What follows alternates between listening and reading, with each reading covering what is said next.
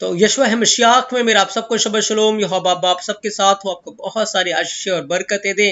आए हम इजराइल के लिए, यरूशलेम के लिए प्रार्थना करें कि मेरा यहोवा बाप इजराइल को, यरूशलेम को शलोम की आशीषें दो और इजराइल की जो खोई हुई भेड़ें हैं वो यशवा है मशियाक के नाम से बचाए जाए और यहोवा बाप उन सबका उद्धार करे यशवा है मशियाक के नाम से, आमीन। तो प्रिय जीजो, यीशु मसीह के बड़े फसल के द्वारा हम यीशु मसीह के पवित्र वचन के बारे में सीख रहे हैं और हमारा जो विषय चल रहा है वो है मसीह के आने का और जगत के अंत का चिन्ह क्या होगा। और इस विषय को लेकर हम आगे बढ़ रहे हैं और पिछली बार हमने इस विषय के अंदर से चिन्ह के बारे में देखा था कि मसीह का चिन्ह कौन सा है और मसीह विरोधी का चिन्ह कौन सा है, कौन सा साइन है। और पिछली बार हमने ये सीखा था, हमने जाना था कि मसीह का जो चिन्ह है वो वाचा में रहना है, यानी कि क्रूस है, और मसीह से जो बाहर है, मसीह जो विरोधी है वो उल्टा क्रूस बनाता है और वो वाचा से बाहर लोगों को ले जाता है, यहोवा की आज्ञाओं के खिलाफ वो लोगों को कराता है। तो हमने उन बातों के द्वारा ये बातें सीखी थी, जानी थी कि हमें मसीह की आज्ञाओं में, मसीह में रहना है ताकि हम मसीह के चिन्ह में रह सके। प्रिय सीसो, तो यहोवा बाप को बहुत सारी आशीषें और बरकतें दे। बहुत लंबा ये विषय है और सबसे पहले मैं इस विषय के अंदर जो ऐड करना चाहता हूं, जो बताना चाहता हूं, वो अकाल के बारे में मैं आपको बताना चाहता हूं, क्योंकि मसीह के आने के और जगत के अंत के बहुत सारे चिन्हों के बारे में बाइबल के अंदर लिखा हुआ है। लेकिन सच में यहोवा अब्बा ने उसने बड़े अनुग्रह के द्वारा, फजल के द्वारा बीते दिनों में मुझे अपने कलाम के द्वारा इस बात को बताया कि मैं लोगों के साथ इस बात के विषय में बात करूं कि आने वाले दिनों में यहोवा का कलाम इस धरती के ऊपर पूरा होगा और सच में बहुत ही भयंकर रीति से अकाल आएंगे, महंगाई आएगी और लोग विभिन्न प्रकार की चीजों के लिए तरसेंगे, तड़पेंगे और इस दुनिया के अंदर बहुत सारी चीजें होने वाली हैं, बहुत सारी चीजें होने वाली है। अकाल इस दुनिया के अंदर दस्तक दे चुकी है प्रिय जीजो, और आज हम इसी बात के ऊपर गौर करेंगे। आज का जो हमारा विषय है वो है अकाल में यीशु मसीह के आने का चिन्ह। क्या चिन्ह अकाल के अंदर कौन से ऐसे चिन्ह पाए जाते हैं जिससे ये बात प्रूफ होती है, इस बात के विषय में, इस बात पर हम पहुंच सकते हैं कि सच में मसीह के आने का समय बहुत नजदीक हो चुका है, मसीह के आगमन का समय नजदीक हो चुका है। तो आज हम इन बातों के ऊपर अपना ध्यान केंद्रित करेंगे, सीखेंगे कि अकाल में यीशु मसीह के आने के चिन्ह क्या है प्रिय अजीजों। और जब आप मत्ती 24 अध्याय उसके 3 वचन को पढ़ते हैं तो लिखा है कि जब वह जैतून पहाड़ पर बैठा था तो चेलों ने अलग उसके पास आकर कहा, हमसे कह कि ये बातें कब होंगी और तेरे आने का और जगत के अंत का क्या चिन्ह होगा। क्योंकि चेले इस बात के विषय में बहुत चिंतित थे, क्योंकि यीशु मसीह जब उनसे बातें किया करता था, बताता था, तो चेलों के अंदर उन सारी बातों के कारण एक सवाल, एक क्वेश्चन उनके जहन के अंदर आया और उन्होंने अपने सवाल को मसीह के आगे रखा कि तेरे आने का और जगत के अंत का क्या चिन्ह होगा, ताकि जब हम उन चिन्हों को देखें, जब हम उन बातों को होता हुआ देखें, तो सच में हम अपने उद्धार की, अपने छुटकारे की बाट जो है, और सच में जो चिन्ह यीशु मसीह ने उस समय अपने चेलों को, शागिर्दों को दिया था, वो आज हमारे समय में पूरा हो रहा है और हम वो अंतिम पीढ़ी हैं तो सच में मसीह को आते हुए देखेंगे, मसीह के साथ बादलों के ऊपर उठा लिए जाएंगे। हम वो पीढ़ी है प्रिय सीसो। और मत्ती 24 अध्याय 7 वचन के अंदर लिखा हुआ, क्योंकि जाति पर जाति और राज्य पर राज्य चढ़ाई करेगा और जगह जगह अकाल पड़ेंगे और भूकंप होंगे। आज हमने अकाल के ऊपर देखना है, जगह जगह अकाल पड़ेंगे।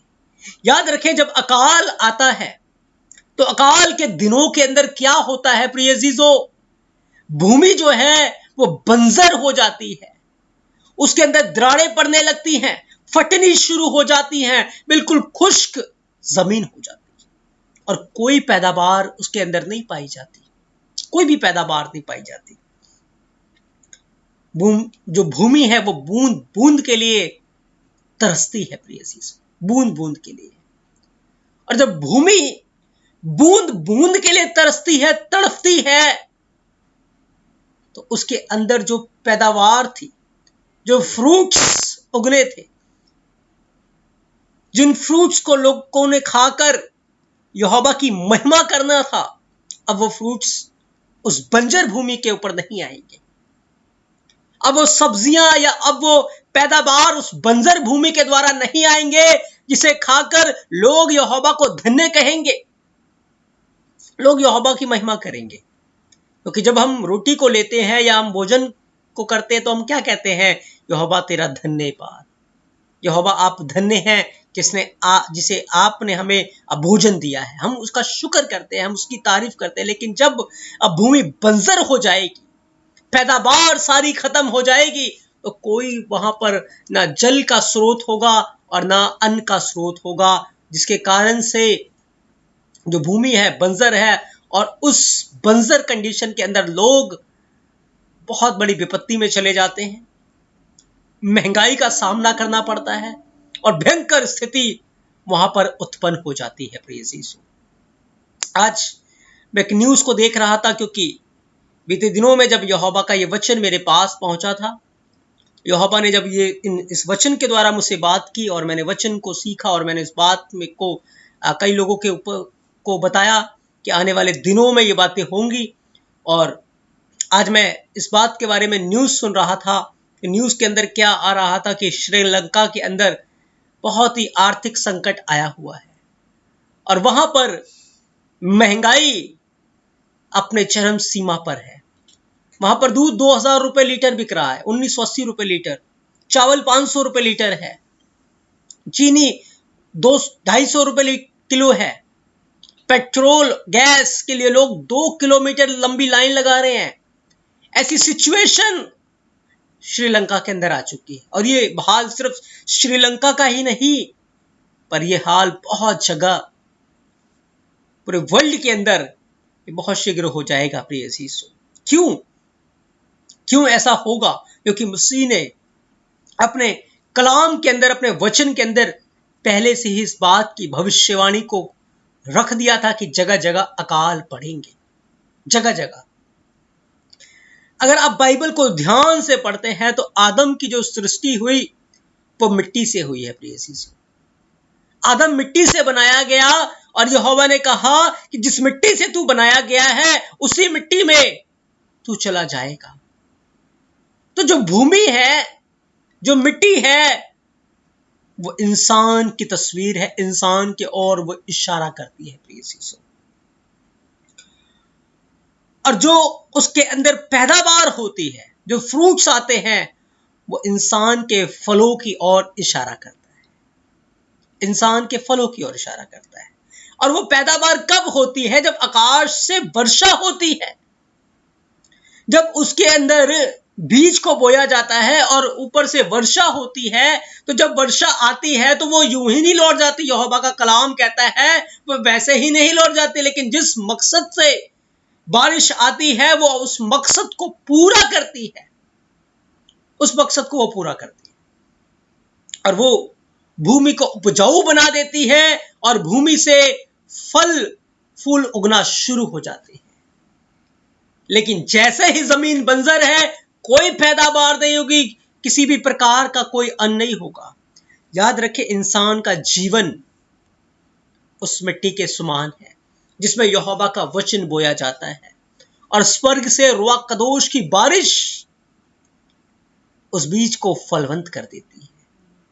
और फिर हमारे जीवन से प्रेम का फल, आनंद का फल, धीरज का फल, कृपा का फल, भलाई का फल, नम्रता का फल, संयम का फल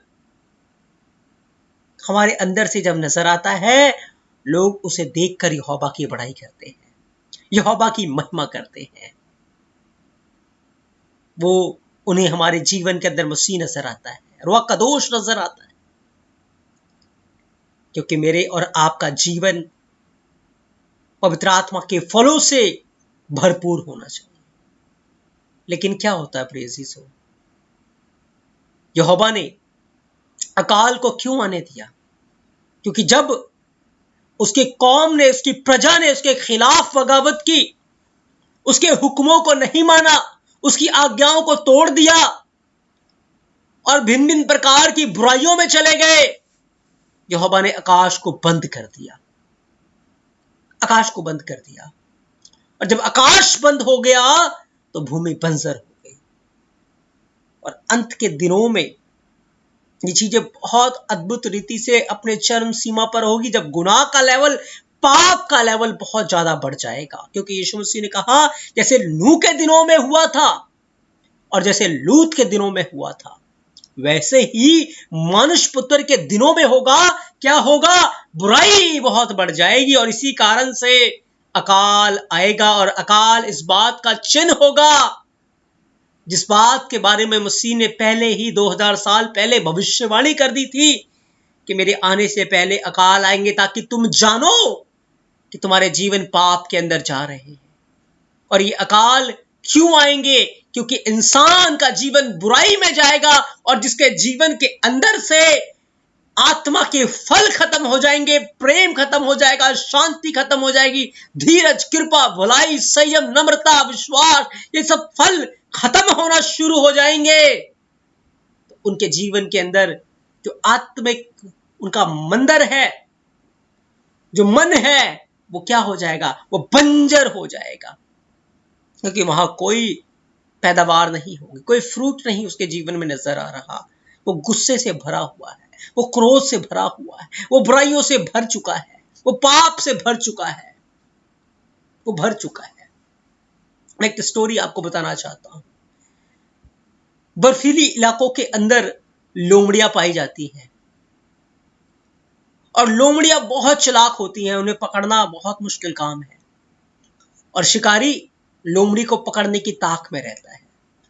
शिकारी एक तरकीब निकालता है, एक उपाय निकालता है कि वो किस तरीके से लोमड़ी को फांसेगा, किस तरीके से वो लोमड़ी का शिकार करेगा। वो क्या करता है, उसको पता है कि लोमड़ी को सबसे ज्यादा कोई चीज पसंद है तो वो है खून, ब्लड। और वो एक मुर्गे को मारता है, उसका खून निकालता है और वो क्या करता है कि बर्फ के ऊपर खून को लगा देता है, खून को पूरी तरीके से वहां पर रख देता है, मुर्गे के खून को,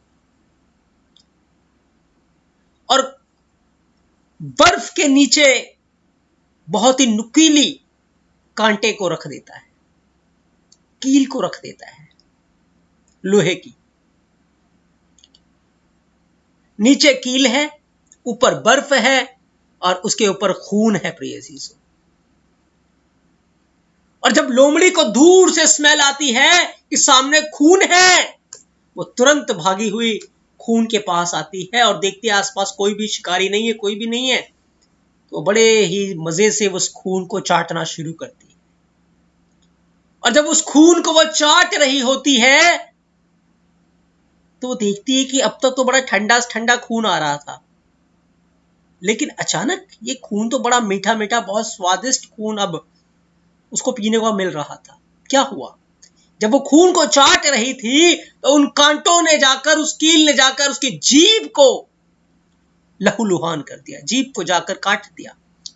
लेकिन वो खून पीने में इतना मस्त थी, इतना उसको मजा आ रहा था कि उसको पता ही नहीं चल रहा था कि आखिर मैं अपना ही खून पी रही हूं। और जब उसके जीभ से खून निकल रहा था, उसी खून को वो चाटती जा रही थी, चाटती जा रही थी, चाटती जा रही थी। बड़ा मजा आ रहा है। आज शिकारी विश्वासी के लिए कांटे तैयार करके बैठा हुआ है। वो व्यभिचार का कांटा तैयार करके बैठा है, वो लालच का कांटा तैयार करके बैठा है, वो व्यभिचार, वो गुनाह, वो भिन्न भिन्न प्रकार की चीजों के कांटों को वो तैयार करके बैठा हुआ है। किस लिए? विश्वासी को फंसाए, पाप में उलझाए। और आज विश्वासी भी पाप करने में बड़ा मस्त हो चुका है। उसको पता ही नहीं लग रहा कि वो अपने जीवन को नाश की ओर लेकर जा रहा है। उसे पता ही नहीं लग रहा कि वो अपने जीवन को नर्क की ओर धकेल रहा है। उसको पता ही नहीं लग रहा कि वो अपना ही खून पी रहा है, अपने आप को ही बर्बाद करता जा रहा है उन पापों के कारण, उन गुनाहों के कारण, जैसे उस लोमड़ी को नहीं पता लगा। लेकिन बहुत देर के बाद लोमड़ी ने देखा इतना सारा खून पी लिया, अब तो मुझे बहुत हष्ट पुष्ट हो जाना चाहिए था, बहुत मजबूत हो जाना चाहिए था। लेकिन अचानक क्या हुआ, उसे बड़ा तेज चक्कर आने लगे और चक्कर आकर वो गिर पड़ी। और तब उसे पता लगा कि वो अपना ही खून पी रही थी। प्रिय सो बहुत सारे ऐसे विश्वासी हैं, ऐसे लोग हैं जो गुनाह में बहुत मस्ती से जीवन व्यतीत कर रहे हैं और आज तौबा करेंगे, कल तौबा करेंगे, परसों कर लेंगे और जीवन के अंदर पाप पाप पाप और पाप के ऊपर पाप करते जा रहे हैं। वो अपना ही खून पी रहे, अपने आप को शिकारी के कांटों में उन्होंने फंसा दिया है और वो लहूलुहान है और धीरे धीरे उनका प्राण बाहर आ रहा है। एक समय आएगा जब वो गिर चुका होगा, फिर मौका नहीं है। अब शिकारी आया और शिकारी ने उस लोमड़ी का शिकार कर लिया। ऐसे ही प्रिय जीसो अचानक शैतान और उसके दूत आ जाएंगे और तुरंत उस गिरे हुए व्यक्ति को उठाकर नरक, जहां रोना और दांतों का पीसना है, डाल दिया जाएगा। और यीशु मसीह ने इसीलिए उसने कहा कि उसके आने से पहले अकाल आएंगे, जीवनों के अंदर अकाल आ जाएंगे, ताकि इंसान को इस बात का पता चले कि सच में उसका जीवन बुराई की ओर जा रहा है। और क्योंकि उसका जीवन पाप की ओर जा रहा है, बुराई की ओर जा रहा है, इसलिए उसके जीवन के अंदर ये अकाल आ चुका है, ताकि उसको यहोवा एक मौका दे उस अकाल के रूप में कि वो अपने गुनाहों से, अपने पापों से पश्चाताप करे, अपने बदियों को यीशु के लहू से धोकर शुद्ध करे। नहीं तो क्या होगा, उसको भी अपने प्राण से हाथ धोना पड़ेगा। ये एक चिन्ह है, एक समय है। और आने वाले दिनों के अंदर, इस दुनिया के अंदर जब ऐसे सिचुएशन आ जाएगा, तो ये यहोवा की ओर से एक चिन्ह होगा मसीहों के लिए। और आज भी बहुत सारे लोग ऐसे हैं जो अकाल का सामना कर रहे हैं। उनके पास खाने के लिए नहीं है, उनके पास पहनने के लिए, पीने के लिए नहीं है। लेकिन याद रखिए, धर्मियों को यहोवा भूखा मरने नहीं देता और पापी को वो खाने नहीं देता। इस बात को आपको याद रखना है।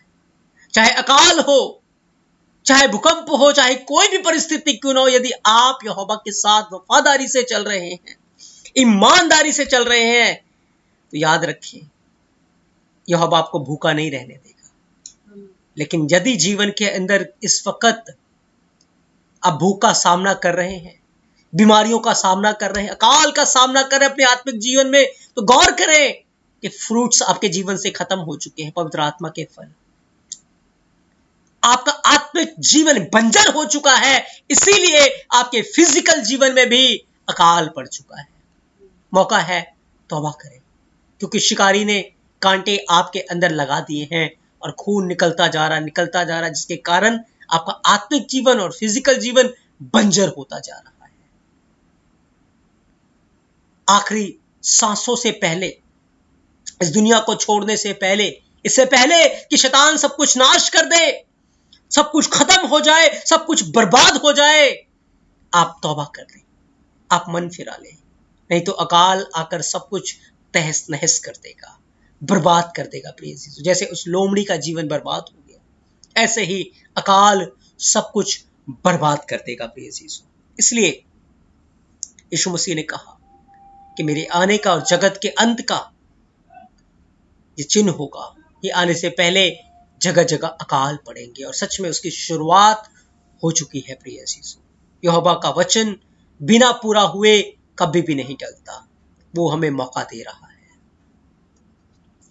जब हम इस अकाल के बारे में इब्रानी भाषा के अंदर देखते हैं, हिब्रू में देखते हैं, तो हिब्रू के अंदर अकाल को रआब करके बोला गया है। प्रिय यीशु, रआब, जैसे कि आप स्क्रीन के ऊपर देख रहे हैं, रेश आइन और बैत, रआब, रेश आइन बैत, रआब। रआब का अर्थ है अकाल। और ये अकाल क्यों आता है? जब हम आइन को इसके बीच में से अलग करते हैं, आइन और रेश और बैत को अलग करते हैं, तो आइन का अर्थ है देखना, आंखें। हमने सीखा था इसकी पिक्टोग्राफ आंखें हैं।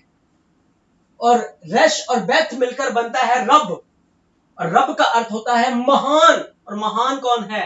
यहोवा एलोहीम, वही महान। जब इंसान की आंखें यहोवा की ओर से हट जाती हैं, यीशु मसीह की ओर से हट जाती हैं, भटक जाती हैं, तो फिर क्या होता है, उसके आत्मिक और फिजिकल जीवन के अंदर अकाल आ जाता है प्रिय चीजों। उसका जीवन अकाल की दिनों का सामना करना शुरू कर देता है। इसीलिए आज हमारे पास मौका है कि जब हम आज यहोवा के कलाम को सुनते हैं, यहोवा के वचन को सुनते हैं, अपने जीवन को जांचना और परखना शुरू करें। कहीं ऐसा ना हो कि हमारी आंखें जब खुले जब बहुत देर हो चुकी हो। ये अकाल हमें चिताने के लिए, हमें बताने के लिए, हमें ये पैगाम देने के लिए कि सुधर जाओ, समय बहुत निकट आ चुका है। यहोवा की ओर से एक अलार्म है प्रिय चीजों, एक अलार्म। क्योंकि जब अलार्म बजता है तो इंसान सतर्क हो जाता है, सावधान हो जाता है। जब हम प्रकाशित वाक्य में पढ़ते हैं, ट्रम्पेट फूका गया, तुरियां फूकी गई, और जब तुरी फूकी गई तो क्या हुआ, एक बड़ी विपत्ति पूरी मानव जाति के ऊपर आ गई। लेकिन जब वो तुरी फूकी गई थी तो तुरी फूकने का अर्थ था कि सावधान हो जाओ, पर लोग सावधान नहीं हुए। इस कारण से उनके ऊपर बड़ी विपत्ति आई। बाइबल के दिनों में बहुत बार अकाल पड़ा है प्रिय चीज, बहुत बार अकाल हुआ है। आज एक अकाल के बारे में हम सीखेंगे, जानेंगे प्रिय चीजों।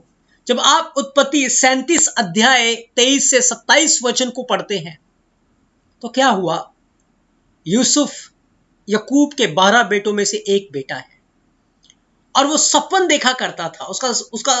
उसने सपन क्या देखा था कि 11 तारे, जो 11 बाले हैं, वो मुझे दंडवत कर रहे हैं। 11 तारे और सूरज चांद मुझे दंडवत कर रहे हैं, उसने सपन देखा। और यहोवा उसके साथ था। अब उसके जो भाई हैं उसे ईर्ष्या करने लगे, उसे नफरत करने लगे और उसे एक सूखे कुएं के अंदर डाल दिया। और उसके बाद उन्होंने उसे इश्माइलियों के हाथों बेच दिया गया, मिस्र में उसको बेच दिया गया। और जब वो मिस्र के अंदर आया तो मिस्र के अंदर क्या हुआ, उसे पोतीपुरा के घर के अंदर बेच दिया गया। यूसुफ जो है वो यीशु मसीह की तस्वीर है, और बिल्कुल यीशु मसीह को 30 चांदी के सिक्कों में बेचा गया था, अपने ही लोगों के द्वारा। जैसे यूसुफ का अंगरखा उतारा गया था, यीशु मसीह का अंगरखा भी उतारा गया था। जैसे यूसुफ को कुएं में डाला गया था, यीशु मसीह को भी एक कुएं में डाला गया था। जैसे यूसुफ को उन्होंने बहुत सताया, यीशु मसीह को भी बहुत सताया गया था। जैसे ये डिक्लेयर कर दिया गया कि यूसुफ मर गया है, यीशु मसीह को भी डिक्लेयर किया गया कि वो भी मर गया है। अब यूसुफ के साथ ये सब कुछ क्यों हो रहा है, क्योंकि यहोवा की एक बहुत बड़ी प्लानिंग थी। इस पूरी दुनिया के अंदर एक बहुत बड़ा अकाल आने वाला था, और ये जो अकाल था वो 7 सालों के लिए होने वाला था।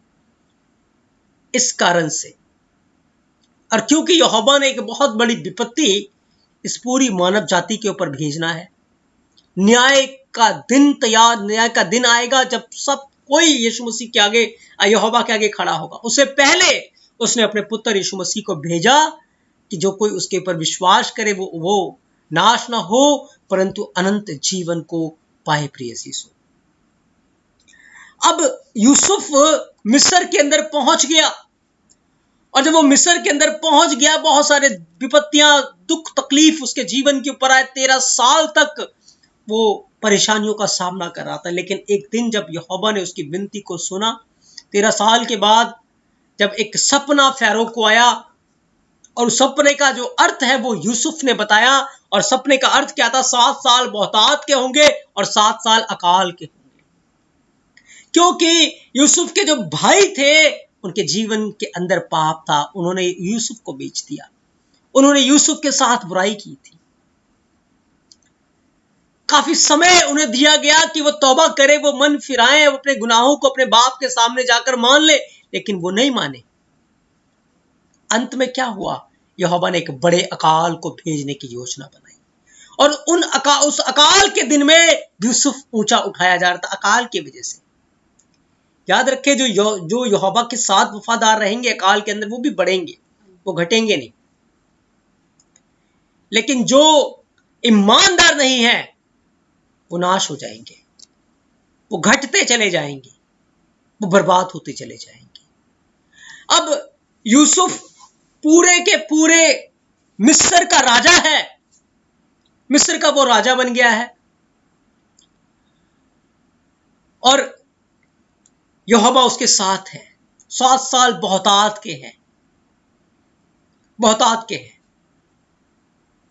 और 7 साल के बाद बड़ा अकाल आने वाला है, बहुत बड़ा अकाल। पूरी दुनिया के अंदर कहीं भी कोई फूड नहीं है, कहीं भी कोई भी पैदावार नहीं है। अभी प्रिय चीजों, जूम का टाइम खत्म होगा तो ये डिस्कनेक्ट हो जाएगा, आप दोबारा इसको ज्वाइन करें, दोबारा कनेक्ट कर लीजिएगा।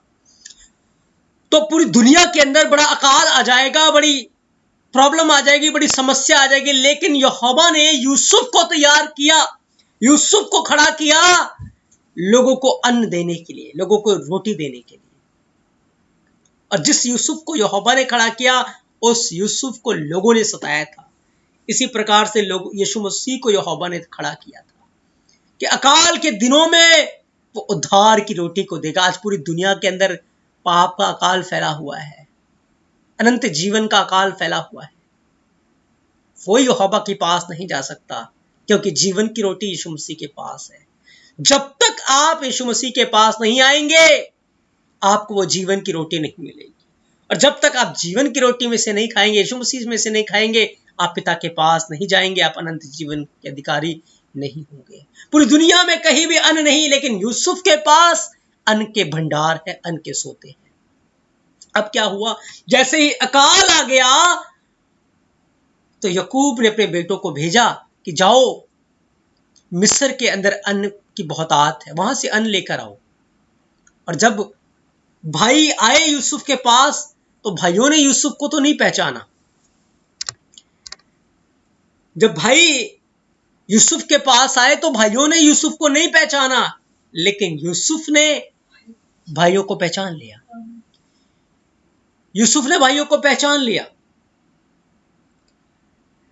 अब क्या हुआ कि यूसुफ के पास अन्न की बहुतात है, यूसुफ के पास यहोवा ने जो उसको बुद्धि दी थी, यहोवा ने जो उसको आज्ञाएं दी थी, उस आज्ञाओं का यूसुफ ने पालन किया, और बहुत सारे जो अन्न के सोते थे, उसको भंडार को उसने स्टोर करके, उसने इकट्ठा करके रख लिया। प्रिय यूसुफ ने सारे भंडारों को इकट्ठा करके रख लिया, और उसके पास बहुतात थी हर वस्तु की। और पूरी दुनिया से लोग यूसुफ के पास आ रहे थे, अन्न को लेने के लिए यूसुफ के पास आ रहे थे। और भाई जिन्होंने यूसुफ के खिलाफ पाप किया था, वो भी आए। अब इतना समय उनको दिया गया था कि वो तौबा करे, पश्चाताप करे, लेकिन उन्होंने नहीं किया। अब क्या हुआ, जैसे वो मिस्र के अंदर आए, जब आप उत्पत्ति 42 अध्याय 17 से 20 वचन को पढ़ते हैं, तो यूसुफ ने क्या किया, उन्हें जेल खाने में डाल दिया, उन्हें बंदी गृह में डाल दिया, और लिखा 3 दिन के लिए, 3 दिन के लिए उनको बंदी गृह में डाल दिया। लेकिन जैसे ही तीसरा दिन आया, 2 दिन कंप्लीट हो गए, जैसे ही तीसरा दिन आया, वैसे ही यूसुफ उनके पास गया और उनको छुटकारा दे दिया, उस बंदी गृह से छुटकारा दे दिया।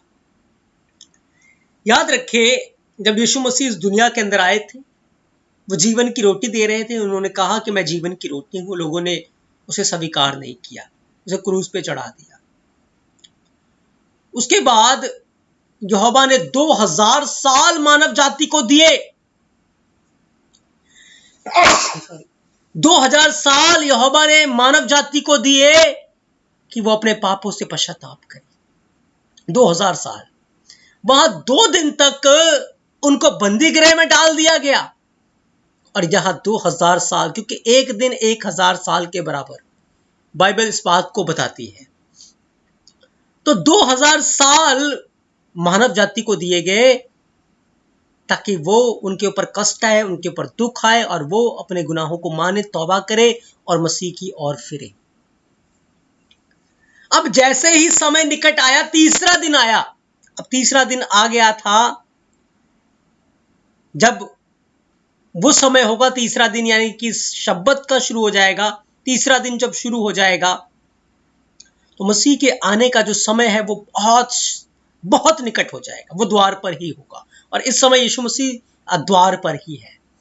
तो उस समय यूसुफ ने क्या किया, यूसुफ बंदी गृह के अंदर आया और उनको कहा कि तुम अपने भाई बिन्यामीन को छोड़कर आए हो, जाओ उसे लेकर आओ, और यदि तुम उसे लेकर नहीं आओगे तो तुम्हें फिर मिस्र में आने की आज्ञा नहीं है, तुम्हें यहीं पर बंदी गृह में डाल दिया जाएगा। क्यों? क्योंकि तुम बिन्यामीन को छोड़कर आए हो। यहां पर बिन्यामीन का अर्थ क्या है? बेन्यामीन का अर्थ होता है दाहिने हाथ का पुत्र। इब्रानी भाषा का यह शब्द है बेन्यामीन। इसका अर्थ है, बेन का अर्थ होता है पुत्र और यामीन का अर्थ है दाहिने हाथ का पुत्र, दाहिने हाथ का पुत्र। और जब बिन्यामीन का जन्म होने वाला था तो उसकी माता ने उसका नाम बेनोनी रखा था, जिसका अर्थ है दुखों का पुत्र। क्योंकि बिन्यामीन के अंदर यीशु मसीह के दोनों रोल नजर आते हैं कि वो सबसे पहले दुखों का पुत्र होगा, वो दुख भोगी मसीहा होगा, और उसके बाद वो दाहिने हाथ का पुत्र हो जाएगा, यहोवा के दाहिने हाथ वो विराजमान हो जाएगा। तो यूसुफ ने एक डिमांड उनके आगे रखी, एक बात उनको कही कि जाओ बिन्यामीन को लेकर आओ। और बिन्यामीन किसकी तस्वीर है? वो मसीहा की तस्वीर है, जो दुख भोगी मसीहा है।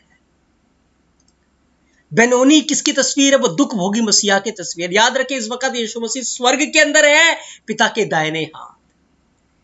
लेकिन वो मेरे और आपके जीवन में कैसे है? वो एक दुख भोगी मसीहा के रूप में है। आज जब आप पिता के पास जाएंगे, जब आप यहोवा के पास जाएंगे, यहोवा कहेगा पहले मेरे पुत्र यीशु मसीह को लेकर आओ। या आप उस राजा मसीहा के पास जाएंगे तो वो पहले आपको कहेगा कि ये दुख भोगी मसीहा को अपने जीवन में लेकर आओ। वो मसीहा जो गाली सुनकर गाली नहीं देता था, वो मसीहा जो दुख उठाकर किसी को धमकी नहीं देता था, वो मसीहा जिसके गाल के ऊपर जब एक मारा गया तो उसने दूसरा फेर दिया, वो मसीहा जिसके दाढ़ी के बालों को जब नोचा गया तो उसने कुछ नहीं कहा, वो मसीहा जिसके मुंह के ऊपर जब थूका गया उसने कुछ नहीं कहा, जब उसे ठट्ठों में उड़ाया गया, उसका अपमान किया गया, उसे कोड़े मारे गए, उसके ऊपर इतनी पीड़ाएं आई, इतने दुख आए, इतने तकलीफ आए, उसने कुछ नहीं कहा। और यीशु मसीह ने क्या नहीं कहा? जैसे मैंने तुमसे मोहब्बत की है, तुम भी एक दूसरे से प्रेम करो। क्या पहला पतरस 2 अध्याय 23-24 वचन में नहीं लिखा कि जैसे मसीह यीशु का स्वभाव था तुम्हारा भी हो, जिसने गाली सुनकर गाली नहीं दी, दुख उठाकर किसी को धमकी नहीं दी। तो प्रिय अजीजों, बहुत जरूरी है कि बेनोनी यानी कि दुख भोगी मसीहा, जिस मसीहा ने प्रेम का पैगाम दिया, जो मसीह ने जब इस दुनिया में वो आया था, वो सारे काम यीशु मसीह ने जो किए, और अपने देह में रहने के दिनों में बड़े नम्रताई, बड़ी दीनताई में वो रहा, वही स्वभाव, वही बातें मेरे और आपके जीवन के अंदर। क्योंकि जब तक वो बातें नहीं होंगी, हम राजा मसीहा को नहीं ले स्वीकार कर पाएंगे, नहीं उसे ले पाएंगे। जब हम यहोवा के पास आएंगे, वो हमें रिजेक्ट कर देगा, जाओ बिन्यामीन को लेकर आओ। यीशु मसीह के पास आएंगे, वो रिजेक्ट कर देगा, क्योंकि यूसुफ के पास दोनों ही रोल थे। यीशु मसीह आज स्वर्ग के अंदर है। जब हम दुख भोगी मसीहा के अपने जीवन में रखेंगे, मसीह को अपने जीवन में, मसीह हमारे जीवन में नजर आएगा, तो क्या होगा? जब हम उन सारी बातों के ऊपर जय पालेंगे, तो यीशु मसीह का जो जय पाएगा उसे मैं अपने साथ, अपने पिता के साथ उसके सिंहासन पर, अपने सिंहासन पर बैठने का अधिकार दूंगा, जैसे मैं भी जय पाकर अपने पिता के साथ उसके सिंहासन पर बैठ गया। और फिर क्या होगा? राजा मसीहा हमारे जीवन में नजर आएगा। वो राजा मसीहा जिसने कहा कि मैं जो जय पाएगा उसे लोहे का राजदंड दूंगा, कि वो लोहे के राजदंड से मिट्टी के बर्तनों के ऊपर हुकूमत करेगा। लेकिन जब वो धरती के ऊपर था, दुख भोगने के दिनों में था, क्या उसने लोहे के डंडे से हुकूमत की? नहीं, उसने प्रेम किया, उसने लोगों को उधार दिया। लेकिन जब वो जय प्राप्त कर गया, वो ईमानदार रहा, वो वफादार रहा, यहोवा के साथ उसके सिंहासन के और बैठ गया, और फिर उसे वो अधिकार दिया गया है जो लोहे का राजदंड का है। लोहे के राजदंड का अधिकार मिट्टी के बर्तनों के ऊपर, वो अधिकार भी आपको मिलेगा, हमें मिलेगा। लेकिन उससे पहले बहुत जरूरी है कि हमारा सुबह, हमारी बातें, हमारा जीवन मसीह के जैसा हो, हमारे अंदर मसीहा नजर आए, उसके फल, उसके फ्रूट्स हमारे जीवन में नजर आए। क्योंकि सच में जब हम यहोवा के पास जाएंगे, मसीह के पास जाएंगे, वो कहेगा तुम्हारे जीवन के अंदर क्या मसीह नजर आता है, क्या तुम्हारे कामों में मसीह है। जैसे यूसुफ ने बोला अपने भाइयों को, जाओ बिन्यामीन को लेकर आओ, यहोवा भी आज आपसे कहता है, जाओ यीशु मसीह को लेकर आओ पहले। क्या आज आपके जीवन में वो मसीहा है जो गाली सुनकर गाली नहीं देता था? क्या आपके अंदर वो मसीहा है जो दुख उठाकर वो किसी को धमकी नहीं देता था? क्या आपके अंदर वो मसीहा है जो सब बातों को सहन कर रहा था, नम्रताई, दीनताई में, यहोवा की उपस्थिति में एक दूसरे को प्रेम कर रहा था? क्या वो मसीहा आपके अंदर है? यदि है तो प्रिय अजीजों, आप अकाल आपका कुछ भी नहीं बिगाड़ पाएगी, क्योंकि आपके पास अनंत जीवन की बहुतात होगी, जीवन की रोटी की बहुतात होगी, और आप यीशु मसीह जो जीवन जल की रोटी, जीवन की रोटी है, उसमें से खाकर आप तृप्त होंगे। लेकिन यदि बिन्यामीन नहीं है, मसीहा नहीं है, तो याद रखिए आपको दुख उठाना पड़ेगा वहां जहां रोना और दांतों का पीसना है। इसलिए ये जो अकाल आने वाला है, आ चुका है, दस्तक दे चुका है, इस बात का चिन्ह है कि हम अपने जीवन को सही करें यहोवा के प्रति, यीशु मसीह के प्रति, ताकि उन अकाल की बातों में, अकाल के दिनों में हम उस विपत्ति से पीड़ित ना हो, पर यहोवा की महिमा से, यहोवा के इंतजाम से हम परिपूर्ण हो, हम तृप्त हो। प्रिय यीशु, तो यीशु मसीह का मैं धन्यवाद देता हूं कि आज के वचन के द्वारा हमने सीखा कि किस प्रकार से अकाल में यीशु मसीह की आमद छुपी हुई है।